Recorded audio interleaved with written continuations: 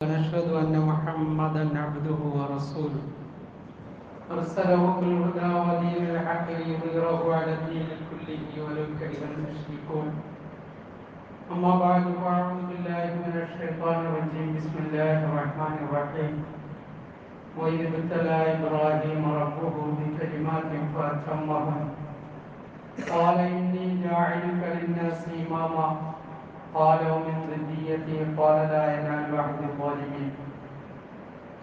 عن أبي هريرة رضي الله تعالى عنه أنه قال قال رسول الله صلى الله عليه وسلم الفطرة خمس: الختان والاستعداد قص الشارب وتقليم الأظفار ونتف الإبط أو كما قال عليه الصلاة والسلام.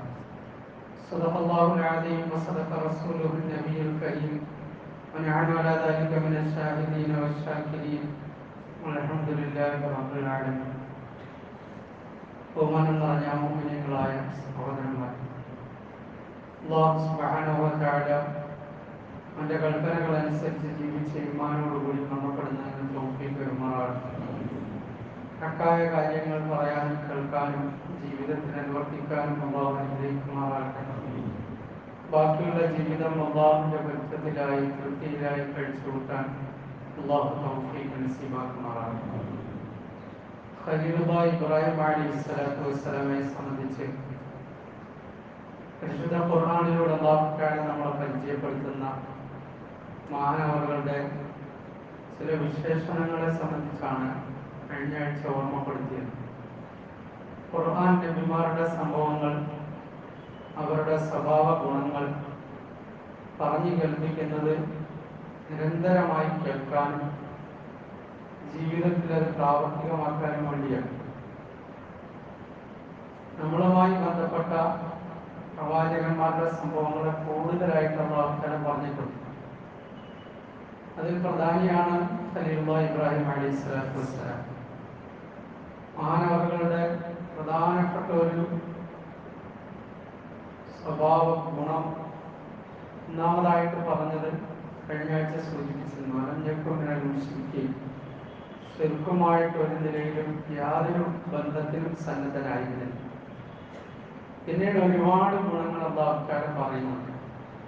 ഒരു സ്ഥലത്ത് പറയുന്നു, ഇന്ന ഇബ്രാഹിം കാന ഉമ്മത്തൻ. ഇബ്രാഹിം അലൈഹിസ്സലാം അദ്ദേഹം ഒരു ഉമ്മത്തായിരുന്നു. ഉമ്മത്തെന്ന് അറബിയിൽ പറഞ്ഞാൽ ഒരു കാലഘട്ടത്തിൽ അല്ലെങ്കിൽ ഒരു നാട്ടിൽ ഒരേ ചിന്തയിൽ കഴിഞ്ഞുകൂടുന്ന ഒരേ അവസ്ഥയിലുള്ള ഒരു വലിയ ജനവിഭാഗത്തിനാണ് സാധാരണ പറയുന്നത്. ദിനങ്ങൾ സല്ലല്ലാഹു അലൈഹി വസല്ലം നമ്മുടെ ഉമ്മത്തികളെന്ന് നമ്മളെക്കുറിച്ച്, ദിനങ്ങൾക്ക് ശേഷം ഖിയാമത്ത് നാൾ വരെ വരുന്ന എല്ലാവരെ കുറിച്ചും പറയും. എന്നാൽ അതിന് മാത്രമല്ല ഖുർആനിൽ ഈ പ്രയോഗം നടത്തുന്നത്. സത്യത്തിന് വേണ്ടി നിലകൊള്ളുന്ന ഒരു മനുഷ്യൻ, അയാൾ ഒറ്റയാളാണെങ്കിലും ഒറ്റയാണെങ്കിലും അയാളെ സംബന്ധിച്ചും ഉമ്മത്ത് എന്ന് പറയും. ആ അർത്ഥത്തിലാണ് ഇവിടെ ഇബ്രാഹിം അലൈഹിസ്സലാത്തു വസ്സലാമിനെ സംബന്ധിച്ച് അല്ലാഹു ഉമ്മത്ത് എന്ന് പരാമർശിച്ചു. ഇബ്നു മസ്ഊദ് റളിയല്ലാഹു അൻഹു പറയുന്നുണ്ട്, ഉമ്മത്ത് എന്ന് പറയുന്നത് വലിയൊരു സംഘമാണെന്ന് നിങ്ങൾ വിചാരിക്കുന്നു. മൻ വാഫഖ അലൽ ഹഖി വലൗ കാന വാഹിദ. ഹഖ് എന്താണോ, സത്യം എന്താണോ, യാഥാർത്ഥ്യം എന്താണോ, അതനുസരിച്ച് ജീവിക്കുന്ന ഒരു മനുഷ്യൻ ഒറ്റയാളാണെങ്കിലും അവനൊരു ഉമ്മത്താണ്. അയാളൊരു ഉമ്മത്താണ്, ഒരു സമുദായമാണ്, ഒരാളെ ഉള്ളു. തഫ്സീറിന്റെ കിതാബുകൾ കാണാൻ കഴിയും. ഇബ്രാഹിം നബി അലൈഹിസ്സലാത്തു വസ്സലാം നബിയായിട്ട് നിയോഗിക്കപ്പെടുമ്പോൾ മുസ്ലിമായിട്ട് ഒരാളെ ഭൂമിയിലുണ്ടായിരുന്നു, ബാക്കി എല്ലാവരും കൂട്ടില്ല. ഈ ഗുണം നമ്മളോട് അല്ലാഹു പറഞ്ഞു കേൾപ്പിക്കുന്നത് എന്തിനാണ്? ഒരുപാട് ആൾക്കാർ ഏത് ചിന്തയിലാണ് എന്ന് ചിന്തിക്കേണ്ട ആവശ്യമൊന്നും നമുക്കില്ല. ഭൂരിഭാഗം മനുഷ്യരുടെ വിശ്വാസം എന്താണെന്ന് നോക്കേണ്ട കാര്യവുമില്ല. പിന്നെ ഉമർ റളിയല്ലാഹു അൻഹു, ഇബ്നു മസ്ഊദ് റളിയല്ലാഹു അൻഹു രണ്ടുപേരും പറയുന്നുണ്ട്, നിങ്ങൾ ഹക്കിനെ മനസ്സിലാക്കേണ്ടത് ഈ കഫ്റത്തി അഹ്ലി, അതിന്റെ ആൾക്കാരുടെ പെരുപ്പം നോക്കിയിട്ടല്ല. യഥാർത്ഥത്തിൽ ഹക്ക് ഉൾക്കൊള്ളുന്നവർ കുറവായിരിക്കും. അധികവും അങ്ങനെയാണ്. അവരുടെ ആദത്, അവരുടെ എണ്ണം കുറവായിരിക്കും. എന്നാൽ അള്ളാഹുവിന്റെ അടുക്കൽ അവർക്ക് വലിയ സ്ഥാനവും പ്രതിഫലവും ഉണ്ടായിരിക്കും. ഇതാണ് ഹക്ക്, ജമാഅത്ത്, ഉമ്മത്ത് എന്നൊക്കെ പറഞ്ഞാൽ ഇസ്ലാം വിവക്ഷിക്കുന്നത്.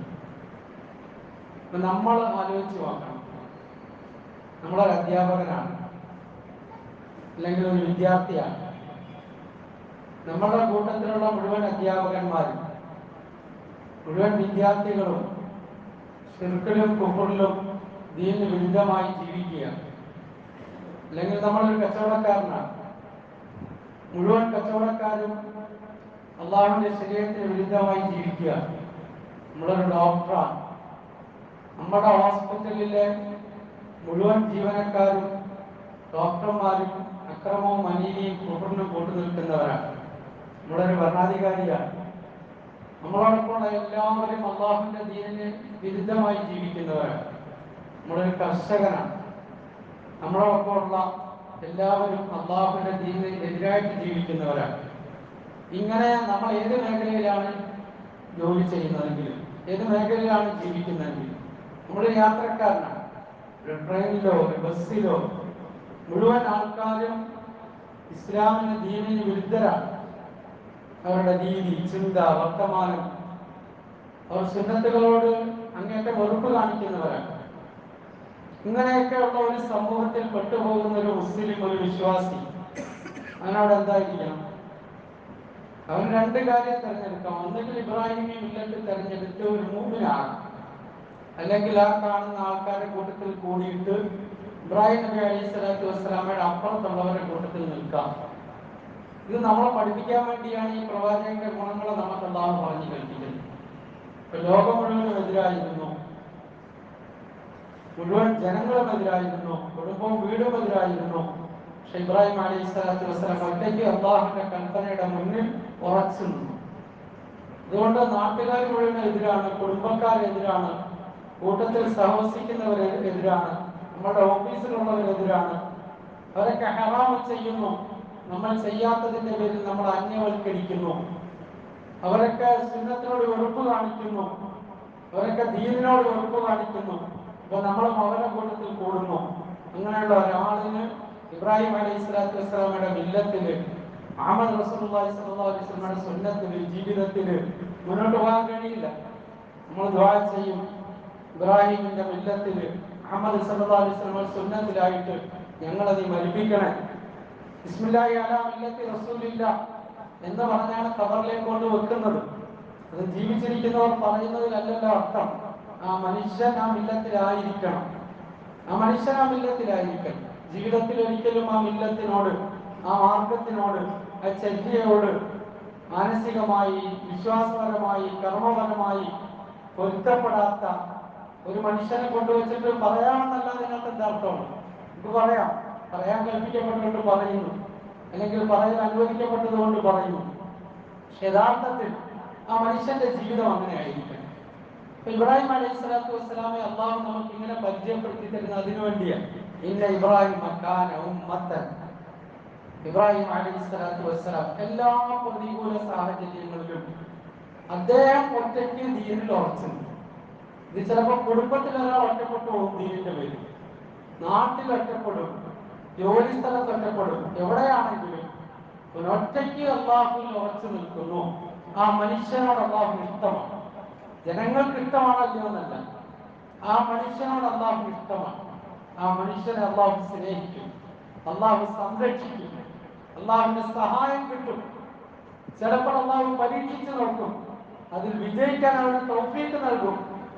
ഇത് അള്ളാഹു തആല നമ്മളെ പഠിപ്പിക്കുക കൂടിയാണ്. ഇബ്രാഹിം അലൈഹി സ്വലാത്തു വസ്സലാമയുടെ ഗുണങ്ങൾ പറഞ്ഞു തന്നുകൊണ്ട് രണ്ടാമതായിട്ട് അള്ളാഹു തആല ഇബ്രാഹിം നബിയെ കുറിച്ച് പറഞ്ഞപ്പോൾ പറഞ്ഞു, ഇബ്രാഹിം അല്ലദീ വഫ, എല്ലാ കൽപ്പനകളും പൂർത്തീകരിച്ച പ്രവാചകൻ. നമുക്കറിയാം, ഖുർആനിൽ തന്നെ അള്ളാഹു പറയുന്നുണ്ട്, ഞാൻ ഇബ്രാഹിമിനെ വല്ലാതെ പരീക്ഷിച്ചു എന്ന്. വഇദ് ഇബ്തല ഇബ്രാഹിമ റബ്ബുഹു ബികലിമാത്തിൻ ഫതമ്മഹുന്ന. ഒരുപാട് കാര്യങ്ങൾ കൊണ്ട് ഞാൻ ഇബ്രാഹിം പ്രവാചകനെ പരീക്ഷിച്ചിട്ടുണ്ട്. ആ പരീക്ഷണത്തിലെല്ലാം അദ്ദേഹം വിജയിച്ചു.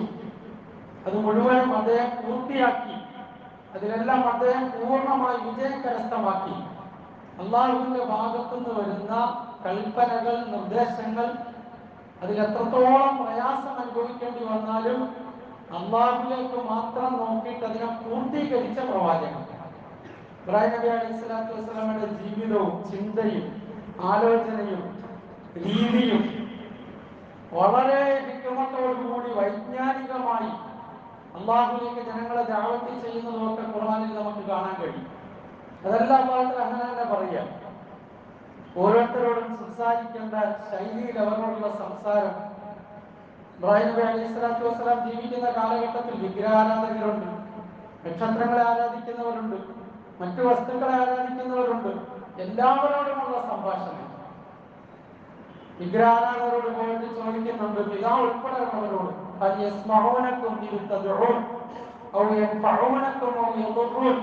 നിങ്ങൾ വിളിച്ചാൽ ഇത് കേൾക്കോ? നിങ്ങൾക്ക് എന്തെങ്കിലും ഉപകാരം ചെയ്യുമോ? നിങ്ങൾക്ക് എന്തെങ്കിലും ഉപദ്രവം ഉണ്ടാക്കുമോ? നിങ്ങൾ എന്തിനാണ് ഇതിനെ ആരാധിക്കുന്നത്? സാമാന്യം ചിന്തിക്കുന്ന ഒരു മനുഷ്യന് മനസ്സിലാകുന്ന ശൈലിയിൽ ഇബ്രാഹിം നബി അലൈഹി സ്വലാത്തു വസ്സലാം ചോദിക്കാം,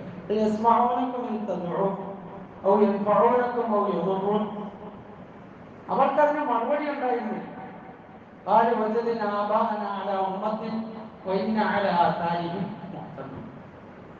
ഞങ്ങൾ പണ്ടേ ചെയ്തു വരുന്ന കണ്ടുവരുന്നതെന്നല്ലാതെ ഞങ്ങൾക്ക് വേറൊന്നും ഇതിന് പറയാനില്ല. ഇതവരുടെ മറുപടി. ഇബ്രാഹിം നബി അലൈഹി സ്വലാത്തു വസ്സലാമയുടെ ഈ ചോദ്യങ്ങൾ അവരുടെ ഹൃദയത്തിൽ ഉള്ളുപോലെ തറയ്ക്കുക. കുറെ പേരുണ്ട് നക്ഷത്രങ്ങളെ ആരാധിക്കുന്നവർ. അവരെടുക്കൽ പോയി രാത്രി ഇബ്രാഹിം നബി അലൈഹി സ്വലാത്തു വസ്സലാം നോക്കിയപ്പോൾ നക്ഷത്രങ്ങളെല്ലാം നോക്കിയിട്ട് അതിനോട് പ്രാർത്ഥിക്കുക, രണ്ട് കൈ ഉയർത്തി അതിനോട് ചോദിക്കുക. ഇബ്രാഹിം നബി അലൈഹി സ്വലാത്തു വസ്സലാം പറഞ്ഞു, അതെ, റബ്ബി, ശരിയാണ്, നിങ്ങൾ പറയുന്നത് ശരിയാണ്, നമ്മുടെ റബ്ബാണ്. അവരോടൊപ്പം കഴിഞ്ഞുകൂടി. കുറച്ച് കഴിയുമ്പോൾ നക്ഷത്രങ്ങൾ അസ്തമിക്കും. എവിടെ നിങ്ങളുടെ റബ്ബ്? ഇതിനെ എങ്ങനെയാണ് റബ്ബാക്കുന്നത്?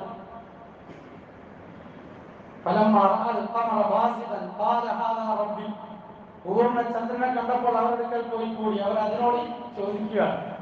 നക്ഷത്രങ്ങൾ വിശ്വസിക്കുന്ന മനുഷ്യൻ ഇന്നുമുണ്ട്. വാരഫലം നോക്കുന്ന കണ്ടിട്ടില്ല, വാരഫലം രാവ് നോക്കുന്ന കണ്ടിട്ടില്ല, മുഹൂർത്തം നോക്കുന്ന കണ്ടിട്ടില്ല. അതൊക്കെ അതിന്റെ ഭാഗമാണ്. ഇതങ്ങൾ സല്ലല്ലാഹു അലൈഹി വസല്ലം പറഞ്ഞു, ഒരു മഴ പെയ്ത് കഴിഞ്ഞപ്പോൾ കുറെ ആൾക്കാർ ഗാഫറുകളായിപ്പോയി, കുറെ പേര് മുഅ്മിനീങ്ങളാണ്. ആരാണ് ഗാഫറായിപ്പോയത്? ഇന്ന സ്ഥലത്ത് നക്ഷത്രം ഉദിച്ചത് കൊണ്ടാണ് നമുക്ക് മഴ കിട്ടിയത്, ഇന്ന നക്ഷത്രത്തിൽ അങ്ങോട്ട് പോയതുകൊണ്ടാണ് ഇന്നത് സംഭവിച്ചത് എന്ന് പറഞ്ഞ് അത് വിശ്വസിച്ചവർ കാഫറായി നേരം വെളുത്തപ്പോൾ. അല്ലാഹുവിന്റെ തീരുമാനപ്രകാരമാണ് മഴ കിട്ടിയതെന്ന് പറഞ്ഞവർ മുഅ്മിനീങ്ങളായി. മനുഷ്യരിപ്പോഴും നോക്കും നക്ഷത്രം, വാരഫലം, മുഹൂർത്തം. അങ്ങനത്തെ ഒരു ജനതയാണ് ബാബിലോണിയയിൽ ഉണ്ടായിരുന്ന ഒരു വിഭാഗം ആൾക്കാർ. നബി അലൈഹി സ്വലാത്തു വസ്സലാം നേരം വെളുത്തപ്പോൾ പറഞ്ഞു, എവിടെ നിങ്ങളുടെ റബ്ബ്? അസ്തമിച്ചു പോയി. ഇതിനെ എങ്ങനെയാണ് ആരാധിക്കാൻ പറ്റുക?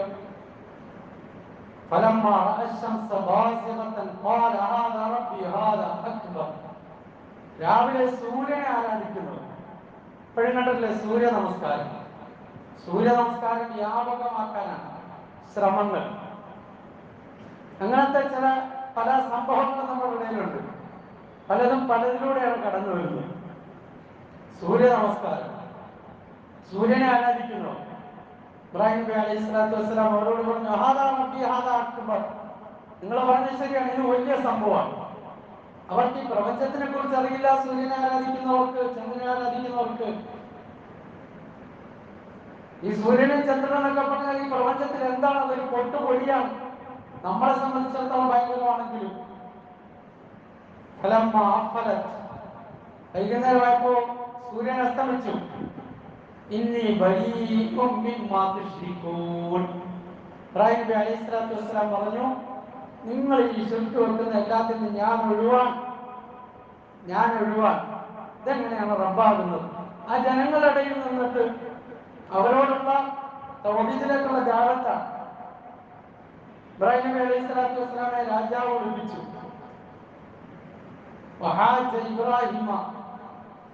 ഇബ്രാഹിം നബിയോട് അയാൾ തർക്കിക്കുക.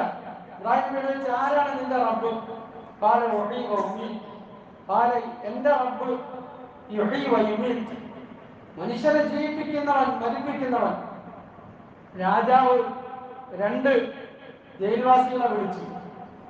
ഒരാളെ കൊന്നുകളഞ്ഞു, ഒരാൾ വെറുതെ വിട്ടു. കണ്ടല്ലേ, ഞാനും ജീവിപ്പിക്കുന്നു ഞാനും മരിപ്പിക്കുന്നു. ഈ വിഡ്ഢിയോട് ഇനി അങ്ങനെ വർത്തമാനം പറഞ്ഞിട്ട് കാര്യമില്ല എന്ന് അറിയാവുന്ന ഇബ്രാഹിം നബി പറഞ്ഞു, എന്റെ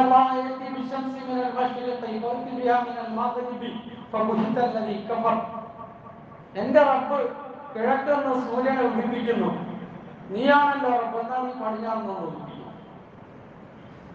രാജാവിനോടുള്ള ഇബ്രാഹിം നബി അലൈഹി സ്വലാത്തു വസ്സലാമയുടെ ദാവത്താണ്. എന്റെ റബ്ബ് സൂര്യനെ കിഴക്കുനിന്ന് ഉദിപ്പിക്കുന്നു, നിന്റേതാണ് ഈ പ്രപഞ്ചമെങ്കിൽ നീ നാളെ തൊട്ട് പടിഞ്ഞാറുനിന്ന് ഉദിപ്പിക്കുന്നു. സത്യനിഷേധികൾ ഉത്തരം മുട്ടിപ്പോയി.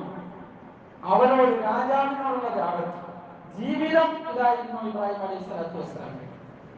ആരെയും ഭയന്നില്ല, ആരെയും ഭയപ്പെട്ടില്ല, നാണിച്ചില്ല, ലജ്ജിച്ചില്ല. എവിടെയും അല്ലാഹുവിനെ കുറിച്ച് പറയുന്നതിന് ഒരു മടിയുമില്ല.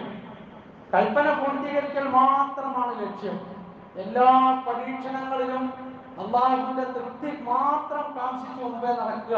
വഇബ്രാഹിം അല്ലദീ വഫാ, വാഗ്ദാനങ്ങൾ, വാക്കുകൾ പൂർത്തീകരിച്ച പ്രവാചകർ ഇബ്രാഹിം. അല്ലാഹു ഖുർആനിൽ മഹാനവറുകളെ പുകഴ്ത്തി പറഞ്ഞു. എന്തിനാണ് നമുക്കിത് പറഞ്ഞു കേൾപ്പിച്ചത്? നമ്മളും പൂർത്തീകരിക്കുന്നതിന് വേണ്ടി. നമ്മളാ മില്ലത്തിലാണെന്നാണല്ലോ പറയുന്നത്, നമ്മളാ മാർഗത്തിലാണെന്നാണ് പറയുന്നത്. നമ്മുടെ ഹൃദയത്തിൽ പറഞ്ഞില്ലെങ്കിൽ പോലും ഒരു ചിന്തയെങ്കിലും വരാറുണ്ടോ? മനുഷ്യർ കുഫറിൽ, ശിർക്കിൽ ഇങ്ങനെ ജീവിക്കുന്നത് കാണുമ്പോൾ മനസ്സിനകത്തൊരു വേദന, ഒരു വിഷമം, ഇത് തെറ്റാണല്ലോ എന്നുള്ള ഒരു ധാരണ, ഒരു ബോധം, അത് നമുക്ക് വരാറുണ്ടോ? ഒന്നും നമ്മുടെ മനസ്സിലേക്ക് വരുന്നില്ലെങ്കിൽ നമ്മുടെ ഈമാൻ എവിടെ ഇരിക്കുന്നു? നമ്മൾ ഇബ്രാഹിം അലൈഹി സ്വലാത്തു വസ്സലാമയായിട്ട് നമ്മൾ എവിടെയാണ് ബന്ധപ്പെട്ട് കിടക്കുന്നത്? നമ്മൾ ആ മില്ലത്തുമായിട്ട് നമ്മുടെ ബന്ധം എന്താ? പിന്നീട് അല്ലാഹു ഖുർആനിൽ പറഞ്ഞു, ഇന്ന ഇബ്രാഹിം കാന ഉമ്മത്തൻ ഖാനിതൻ ലില്ലാഹി ഹനീഫ. അദ്ദേഹം ഒരു ഖാനിത്തായിരുന്നു, പൂർണ്ണമായിട്ട് അല്ലാഹുവിന്റെ എല്ലാ കൽപ്പനകളെയും വഴിപ്പെടുന്നയാൾ, മുഴുവൻ കൽപ്പനകൾക്കും പൂർണ്ണമായി വഴിപ്പെടുന്നയാൾ, അല്ലാഹുവിലേക്ക് അങ്ങേയറ്റം മുറിഞ്ഞു വീഴുന്നവർ, അബ്ബാഹ് മുനീബ, വളരെ കൂടുതൽ പശ്ചാത്തപിക്കുന്നവർ, ഇസ്തിഗ്ഫാർ അധികരിപ്പിച്ചവർ, ധാരാളമായി അല്ലാഹുവിനെ തസ്ബീഹ് ചെയ്തവർ, അല്ലാഹുവിനെ വാഴ്ത്തി പുകഴ്ത്തി ജീവിച്ചവർ. ഇബ്രാഹിം നബി അലൈഹി സ്വലാത്തു വസ്സലാമയുടെ ഗുണങ്ങൾ ഖുർആനിലൂടെ പറഞ്ഞു തരിക. പാപങ്ങൾ ഉണ്ടായിട്ട് നമ്മൾ ഇസ്തിഗ്ഫാർ ചെയ്യുന്നുണ്ടോ? നമ്മൾ തൗബ ചെയ്യുന്നുണ്ടോ? നമ്മളോട് പറഞ്ഞത് നിങ്ങളാ ഇബ്രാഹിം അലൈഹി സ്വലാത്തു വസ്സലാമയുടെ മാർഗത്തെ പിൻപറ്റാനാണ്. അബ്ബാഹ് മുനീബായിരുന്നു ആ പ്രവാചകൻ. വളരെ കൂടുതൽ അല്ലാഹുവിലേക്ക് മുറിഞ്ഞു വീഴുന്നവർ, അല്ലാഹുവിനെ മുന്നിൽ ഭയപ്പെടുന്നവർ, അല്ലാഹുവിന്റെ എല്ലാ കൽപ്പനകളും എത്ര പ്രയാസമാണെങ്കിലും ഏറ്റെടുക്കുന്നവർ. ഹദീസിൽ കാണാൻ കഴിയും, കടുത്ത പരീക്ഷണങ്ങളൊക്കെ നമുക്കറിയാം. ആദ്യമായി ചേലാകർമ്മം ചെയ്ത പ്രവാചകൻ ഇബ്രാഹിം അലൈഹി സ്വലാത്തു വസ്സലാമാണ്. അത് പ്രായാധിക്യത്തിൽ അല്ലാഹുവിന്റെ കൽപ്പന ഉണ്ടായപ്പോൾ ആദ്യമായിട്ട് ചേലാകർമ്മം സ്വന്തമായിട്ട് ചെയ്തു. വേദന വന്നു. ആ വേദനയിൽ അല്ലാഹുവിന്റെ തൃപ്തിയുടെ മുന്നിൽ അതിനെ സന്തോഷത്തോടെ സ്വീകരിച്ചു. അതുകൊണ്ട് ഇബ്രാഹിം നബി അലൈഹി സ്വലാത്തു വസ്സലാമയുടെ സുന്നത്തുകളെ ഇസ്ലാമിക ശരീഅത്ത് പഠിപ്പിക്കുന്നത് തന്നെ സുനനുൽ അംബിയ എന്നാണ്. അമ്പിയാക്കളുടെ സുന്നത്തുകൾ അല്ലെങ്കിൽ ഫിത്രത്ത് എന്നാണ് ഇസ്ലാമിന്റെ ഒരു സംസ്കൃതി. ഒരു ഹദീസിൽ കാണാൻ കഴിയും ഖംസുൻ മിനൽ ഫിത്ര, വേറെ ഹദീസിൽ കാണാൻ കഴിയും 10 കാര്യങ്ങൾ ഫിത്രത്തിൽപ്പെട്ടതാണ്. നബി സല്ലല്ലാഹു അലൈഹി വസല്ലം പറഞ്ഞു, അൽ ഇസ്തിഅദാദു അൽ ഖിതാൻ വൽ ഇസ്തിഹ്ദാദു വഖസ്സു ശാരിബി വതക്ലീമുൽ അദ്ഫാരി വനത്ഫുൽ ലിബത്തി. ചേലാകർമ്മം ചെയ്യുക, ഗുഹ്യരോമങ്ങൾ നീക്കം ചെയ്യുക, കക്ഷരോമങ്ങൾ നീക്കം ചെയ്യുക, മീശ വെട്ടുക, നഖം വെട്ടുക, ഇതൊക്കെ പ്രവാചകന്മാരുടെ ചര്യയിൽപ്പെട്ടതാണ്, മാർഗത്തിൽപ്പെട്ടതാണ്. ബുഖാരിയുടെ വേറെ റിവായത്തിൽ കാണാൻ കഴിയും,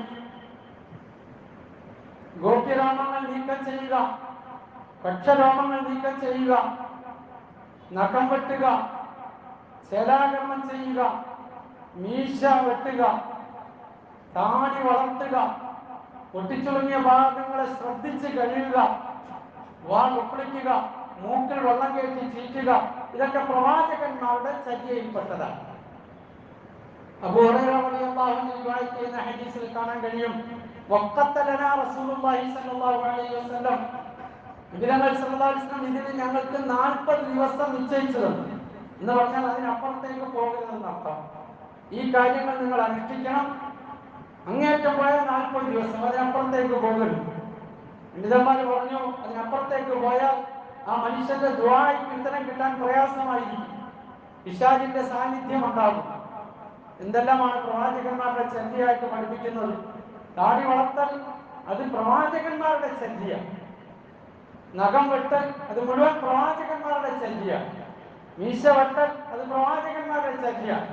അതുകൊണ്ടാണ് ആ ചര്യയുടെ കാര്യത്തിൽ സാധാരണ ഒരു സുന്നത്ത് ഉപേക്ഷിക്കുന്നത് പോലെയല്ല ഇതിനെ ഉപേക്ഷിക്കുന്നത്. ഉദാഹരണമായിട്ട് നഖം വെട്ടുക എന്നുള്ളത് കേവലം ഒരു സുന്നത്താണെങ്കിൽ ആ സുന്നത്ത് ഉപേക്ഷിച്ചാൽ ഹറാമാകൂല, പക്ഷെ നാം വെട്ടാതിരിക്കൽ ഹറാമാണ്. മീശ ഒരാൾ നീട്ടി വളർത്തിയാൽ അത് ഹറാമാണ്. മീശ നീട്ടി വളർത്തിക്കൊണ്ടിരിക്കാൻ ഹുക്കം എന്താ? അത് ഹറാമാണ്. ശരാർമം ചെയ്യാതിരിക്കുക അത് ഹറാമാണ്. താടി വടിക്കുക അത് ഹറാമാണ്. കക്ഷരോമങ്ങൾ നീട്ടി വളർത്തുക അത് ഹറാമാണ്. വീരോമങ്ങൾ നീക്കം ചെയ്യാതിരിക്കുക അത് ഹറാമാണ്. എന്തുകൊണ്ടൊരു സുന്നത്ത് ഉപേക്ഷിച്ചപ്പോൾ ഹറാമായി? ഓർമ്മക്കുള്ള 4 മോക്തരായ നാളക്കാലത്ത് സുന്നത്തറാൾ നിസ്കരിച്ചില്ല, അത് ഹറാമാണെന്നാണെങ്കിലും കൊത്തു പറയും. അസറിനുള്ള 2 റക്അത്ത് നാളക്കാലത്ത് നിസ്കരിച്ചില്ല, ഹറാമാണെന്ന് പറയൂ? ഇല്ല. എന്തുകൊണ്ട്? ഇത് സുനനുൽ അംബിയാണ്, മുഴുവൻ അംബിയാക്കളുടെയും ചര്യ, മുഴുവൻ നബിമാരുടെയും ഫിത്രത്താണ്. അത് ഇബ്രാഹിം അലൈഹിസ്സലാത്തു വസ്സലാമയുടെ മില്ലത്താണ്. അനിത്തബിഉ മില്ലത ഇബ്രാഹിം ഹനീഫ, നിങ്ങൾ ആ ഇബ്രാഹിമിന്റെ മില്ലത്തിനെ പിൻപറ്റിക്കൊള്ളുക. വത്തബിഉ മില്ലത ഇബ്രാഹിം ഹനീഫ, ഉമ്മത്തിനോടും നിങ്ങൾ ആ ഇബ്രാഹിമിന്റെ മാർഗത്തെ സ്വീകരിക്കുക. ഇത് അല്ലാഹുവിന്റെ കൽപ്പനയാണ്. അതുകൊണ്ട് തന്നെ ആ സംസ്കാരമാണ്, ആ ദീനാണ് നമുക്ക് കിട്ടിയത്. അതിൽ പറയപ്പെട്ട കാര്യങ്ങൾ അനുഷ്ഠിക്കാൻ നമ്മൾ ബാധ്യസ്ഥരാണ്. ഇബ്രാഹിം അലൈഹിസ്സലാത്തു വസ്സലാം ഇങ്ങനെയുള്ള മുഴുവൻ കാര്യങ്ങളും, അള്ളാഹുവിന്റെ മുഴുവൻ കൽപ്പനകളും പൂർത്തീകരിച്ചു. ചേലാകർമ്മം സ്വന്തമായിട്ട് ചെയ്തു, അതിന്റെ പ്രയാസം സ്വന്തമായി അനുഭവിച്ചു, എന്നിട്ട് അതിൽ സന്തോഷിച്ചു. മകനെ അറുക്കാൻ പറഞ്ഞപ്പോൾ സന്നദ്ധനായി, തീയിലേക്ക് എടുത്തെറിയെന്ന് പറഞ്ഞപ്പോഴും കുലുങ്ങിയില്ല, നാട് വിടണമെന്ന് പറഞ്ഞപ്പോഴും പ്രശ്നം ഉണ്ടായില്ല, മക്കളെയും ഭാര്യയും കൊണ്ടും വിടാൻ പറഞ്ഞപ്പോഴും പ്രയാസമില്ല, കഅബാലയം ഒറ്റയ്ക്ക് നിർമ്മിക്കാൻ പറഞ്ഞപ്പോഴും പ്രയാസമില്ല. ഇതെല്ലാം പൂർത്തീകരിച്ചിട്ട് രീതി എങ്ങനെയാണ്? ശാകിറൻ ലിഅൻഉമിഹി. അല്ലാഹു ഇബ്രാഹിമിനെ കുറിച്ച് പറയാൻ വളരെ നന്ദിയുള്ള ഒരു മനുഷ്യൻ. അതായത് ഇബ്രാഹിം നബിയുടെ ഗുണം, വളരെ നന്ദി കാണിക്കുന്ന ഒരു അടിമ. നമ്മളൊന്ന് ആലോചിച്ച് നോക്കും, വല്ല ശുക്രുണ്ടോ നമുക്ക്? പ്രയാസം അനുഭവിക്കുന്ന ആൾക്കാർ എത്രയോ ഉണ്ട്. പ്രയാസപ്പെടുന്നവരുടെ അടുക്കലേക്ക് നോക്കുമ്പോഴാണ് നമുക്ക് കിട്ടിയ അനുഗ്രഹങ്ങൾ മനസ്സിലാകുന്നത്. ഒരു പണ്ഡിതൻ പറഞ്ഞു, നിങ്ങൾ ഇടയ്ക്കിടയ്ക്ക് ഹോസ്പിറ്റലിൽ കയറി ഇറങ്ങണം, വർഷത്തിലൊന്ന് നിങ്ങൾ ജയിലിൽ പോയി നോക്കണം. അപ്പോഴാണ് നിങ്ങൾക്ക് കിട്ടിയ സ്വാതന്ത്ര്യവും നിങ്ങൾക്ക് കിട്ടിയ ആരോഗ്യവും ഒക്കെ അതിന്റെയൊക്കെ ഗുണം തിരിച്ചറിയുന്നത്. ദാരിദ്ര്യത്തിന്റെ പേരിൽ കഷ്ടപ്പെടുന്നവർ, രോഗങ്ങളുടെ പേരിൽ പ്രയാസപ്പെടുന്നവർ, തടവിന്റെ പേരിൽ പ്രയാസപ്പെടുന്നവർ, എന്തെല്ലാം രീതിയിലുള്ള പ്രയാസങ്ങൾ ചുറ്റുവട്ടത്തിൽ കാണാൻ പറ്റും. എന്നാലും അള്ളാഹു ചെയ്ത നിഅമത്തുകളെ കുറിച്ച് നമ്മൾ ഓർക്കാറില്ല, അതിനൊരു നന്ദി രേഖപ്പെടുത്താറില്ല. പകരം സങ്കടങ്ങളുടെ, പ്രയാസങ്ങളുടെ, ഇല്ലായ്മയുടെ കെട്ടാണ് എപ്പോഴും അഴിച്ച് പുറത്തേക്ക് വെക്കുന്നത്. കിട്ടുന്ന നിഅമത്തിനൊരു നന്ദി. എന്നാൽ ഖലീലുള്ളാഹി ഇബ്രാഹിം അലൈഹിസ്സലാത്തു വസ്സലാം ഈ കാണുന്ന പ്രയാസങ്ങൾ മുഴുവനും അനുഭവിച്ചിട്ട് ശാകിറൻ ലിഅൻഉമിഹി, അള്ളാഹു ചെയ്ത നിഅമത്തിനോട് ഭയങ്കര നന്ദി കാണിച്ച അടിമ. നബിതങ്ങൾ സല്ലല്ലാഹു അലൈഹി വസല്ലം പറഞ്ഞു, ഏതൊരു മനുഷ്യന് 4 കാര്യങ്ങൾ കിട്ടിയോ അവൻ ഭാഗ്യവാനാണ്. അതിലൊന്നാണ് നന്ദിയുള്ള ഒരു ഹൃദയം. അള്ളാഹുവിന് നന്ദി പറയുക. രാവിലെ എഴുന്നേക്കാൻ പറ്റിയില്ലേ? നല്ലതുപോലെ മൂത്രമൊഴിച്ചില്ലേ? വെള്ളം കുടിച്ചില്ലേ? എന്തെങ്കിലും കഴിക്കാൻ പറ്റിയില്ലേ? എത്ര നിഅമത്തുകളാണ്. നടന്നു വന്നില്ലേ പള്ളിയിലേക്ക്? ഇവിടെ വന്നിരിക്കുന്നില്ലേ? കാണുന്നില്ലേ? കേൾക്കുന്നില്ലേ? സംസാരിക്കുന്നില്ലേ? എത്ര നിഅമത്തിലാണ് നമ്മൾ ജീവിച്ചുകൊണ്ടിരിക്കുന്നത്. റബ്ബിനെ ഓർക്കാറുണ്ടോ? ശുക്ർ ചെയ്യാറുണ്ടോ? നന്ദി രേഖപ്പെടുത്താറുണ്ടോ? അല്ലാഹു ചെയ്ത ഈ നിഅമത്തിന് നന്ദി കാണിക്കാറുണ്ടോ? ഇല്ലെങ്കിൽ നന്ദി കെട്ടവരാണ്. ഖുർആനിൽ അല്ലാഹു തആല പറഞ്ഞതുപോലെ, നിങ്ങൾ നന്ദി കാണിച്ചാൽ വർദ്ധിപ്പിച്ചു തരും, ആരാണ് നന്ദി കാണിക്കുന്നത്? എത്ര നമുക്ക് നന്ദിയുണ്ട് വാക്കിലോ പെരുമാറ്റത്തിലോ ഹൃദയത്തിലോ. റബ്ബിനോടൊരു നന്ദി കിട്ടിയതിൽ, കിട്ടാത്തതിന്റെ ആവലാതികളുണ്ട്. ഹദീസിൽ കാണാൻ കഴിയും, മമിനന്നാസുമായി അബ്ദു ഖുർആൻ അല്ലാഹു പറയുന്നുണ്ട്, മമിനന്നാസുമായി അബ്ദുല്ലാഹി അലാ ഹർഫ് വഇൻ അസാബതു ഫിത്നത്തുൻ ഇൻകലബ അലാ വജ്ഹിഹി വഇൻ കയ്യാലക്കുളത്തിൽ അല്ലാഹുവിനെ ആരാധിക്കുന്ന മനുഷ്യരുണ്ട്. എന്തെങ്കിലും പ്രയാസം വന്നു കഴിഞ്ഞാൽ പിന്നെ എന്ത് ചെയ്യും? അവൻ അപ്പുറത്തേക്കൊക്കെ മറിയും. കുഴപ്പമില്ലെങ്കിൽ അങ്ങനെ പോകും. ഇൻകലബല ഹസ്റത്ത് ദുനിയാവൽ ആഖിറ, ദുനിയാവ് മാത്രം നഷ്ടപ്പെടുത്തിയവരാണ് അവർ. സഹോദരങ്ങളെ, നന്ദി ഉണ്ടാകണം റബ്ബിനോട്. അത് ഖലീലുള്ളാഹി ഇബ്രാഹിം അലൈഹിസ്സലാത്തു വസ്സലാമയുടെ ഏറ്റവും വലിയ ഗുണമായിട്ട് അല്ലാഹു തആല പറഞ്ഞു. പരീക്ഷണങ്ങളെല്ലാം നടത്തിയിട്ട് അതെല്ലാം അനുഭവിച്ചിട്ട് അല്ലാഹുവിനോട് നന്ദി കാണിക്കുക. ശാകിറൻ ലിഅൻഉമിഹി, അല്ലാഹുവിനോട് നന്ദി കാണിച്ച അടിമയാണ്. അങ്ങേറ്റത്തെ ഔദാര്യവാനായിരുന്നു. ഇബ്രാഹിം നബി അലൈഹിസ്സലാത്തു വസ്സലാമയുടെ ഉദാരതയെക്കുറിച്ച് ഖുർആനിൽ പല സ്ഥലത്ത് അല്ലാഹു പറയുന്നുണ്ട്. ആരെയും സൽക്കരിക്കും, അതിഥികളോട് നല്ലതുപോലെ പെരുമാറും, കുട്ടികളോട് വലിയ ഇഷ്ടമാണ്. ചില പണ്ഡിതന്മാർ എഴുതിയിട്ടുണ്ട്, അബാ റഹിമിൻ, ഇബ്രാഹിം അലൈഹിസ്സലാത്തു വസ്സലാം റഹിമിന്റെ വാപ്പയാണ്, കാരുണ്യത്തിന്റെ പിതാവ്. അല്ലാഹുവിന്റെ റസൂൽ സല്ലല്ലാഹു അലൈഹി വസല്ലം മിഅ്റാജിന്റെ വേളയിൽ 7ാം ആകാശത്ത് വെച്ച് ഇബ്രാഹിം അലൈഹിസ്സലാത്തു വസ്സലാമയെ കണ്ടു. ബൈത്തുൽ മഅമൂറിലേക്ക് ചാരിയിരിക്കുന്നു. ബൈത്തുൽ മഅമൂർ മലക്കുകളുടെ കഅബയാണ്. ഭൂമിയിൽ കഅബയ്ക്ക് 2ാമത് അസ്ഥിവാരം ഇട്ട് നിർമ്മിച്ചയാളാണ്. ചുറ്റും കുഞ്ഞുങ്ങൾ കൂടിയിരിക്കുന്നു, കുട്ടികൾ. ഇതാരാണ് എന്ന് ജിബ്രീൽ അലൈഹിസ്സലാത്തു വസ്സലാമയോട് ചോദിച്ചു. അത് പറഞ്ഞു, ഖലീലുള്ളാഹി ഇബ്രാഹിം അലൈഹിസ്സലാത്തു വസ്സലാമാണ്. കുട്ടികളോട് കാരുണ്യം, മനുഷ്യരോട് കരുണ, ഔദാര്യം, അതിഥി സൽക്കാരം. അറബികൾ സാധാരണ പറയുമായിരുന്നു,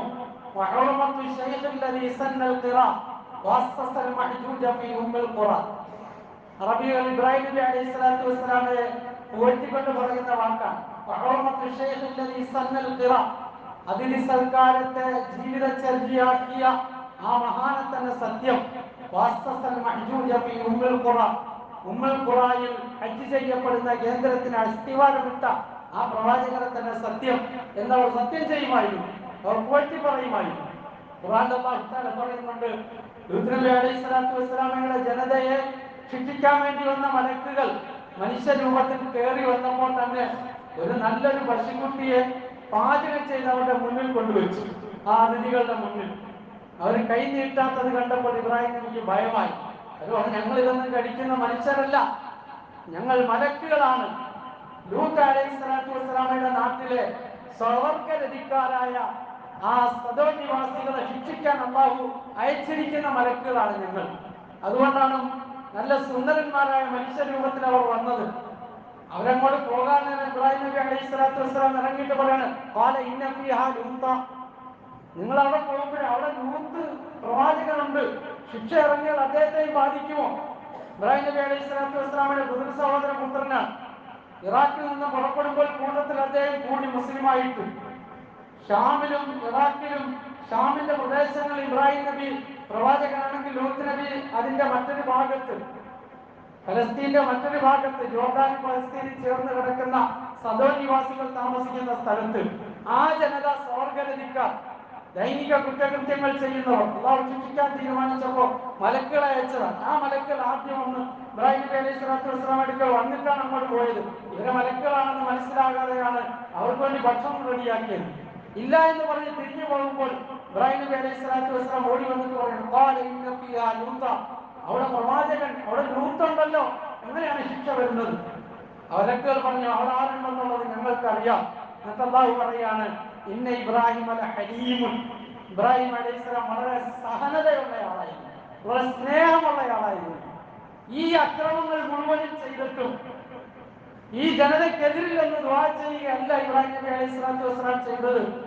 എറിഞ്ഞോടിച്ച പിതാവിനെ നോക്കിയിട്ട് പറഞ്ഞു, ഞാൻ റബ്ബിനോട് നിങ്ങൾക്ക് വേണ്ടി ദുആ ചെയ്യും.